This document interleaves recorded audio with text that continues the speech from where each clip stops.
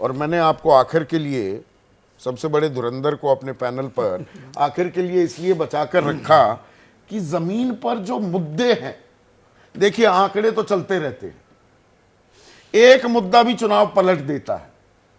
अब महंगाई और बेरोजगारी की गूंज सुनाई दे रही है जमीन पर।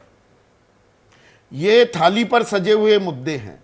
ये एंटी इनकम्बेंसी परेशानी का सबब बन सकती है बीजेपी के लिए, या प्रधानमंत्री मोदी की दूसरी तरफ जो रेटिंग्स हैं और डायरेक्ट फाइट की बात हो कि भाई चेहरा कौन, तो उनका अप्रूवल राहुल गांधी के मुकाबले तो 3 गुना है। ये कैसे आप जमीन पर उतरता देखते हैं रामकृपाल से? अब तक की बहस का अगर निष्कर्ष मैं कहूं तो आपने सवाल भी उठाया और इस सवाल का जवाब आपने शुरू में ही दे दिया। उसके आगे सिर्फ उसको हम एक्सप्लेन कर सकते हैं जो आपने पूरा। देखिए,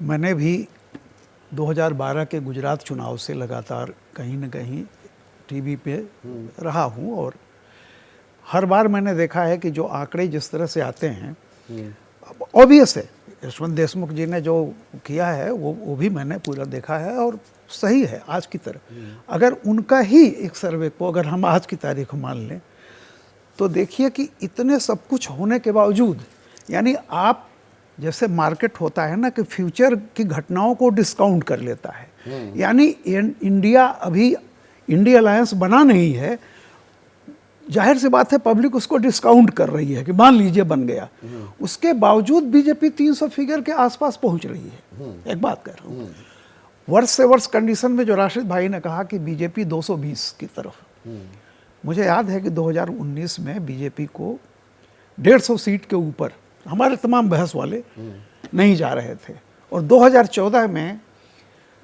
तो बहुत बड़े जो बीजेपी के समर्थक भी थे वो दबी जबान से कह रहे थे कि 200 के आसपास पहुंच जाए। 160 क्लब नहीं, वो उस मैं पर बता रहा चर्चाएं हूं, बहुत होती थी, लेकिन हुआ क्या? तो मैं ये कह रहा हूं कि मैं जो आपने पूछा है, देखिए जमीनी सच्चाई बता रहा हूं मैं।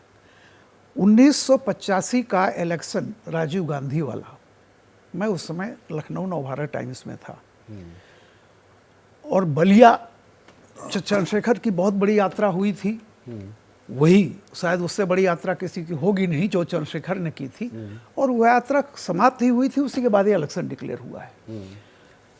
हमारी टीम गई थी बलिया भी, वहाँ से जितने रिपोर्ट आ जाए, हमारे शैलेश जी थे और टाइम्स ऑफ इंडिया से दिलीप अवस्थी थे, सारे रिपोर्ट ताज में यह था कि चंद्रशेखर तो लाख जाएंगे सातों पहाड़। तो उस समय नहीं, पर उसमें अब जैसे ही घड़ी का काटा दोपहर 2:30 पे आए, बबीता जी का दिल सास बहू साजिश के लिए मचल जाए। और ये है इनकी बहू, पूरे दिन ऑफिस की टेंशन हो जाए गॉन जब ये करें अपना फेवरेट शो फ्री टाइम पे ऑन। इनकी तरह आप भी देखिए अपना फेवरेट शो अपने टाइम पर और डाउनलोड कीजिए एबीपी लाइव ऐप अपने स्मार्ट टीवी पर।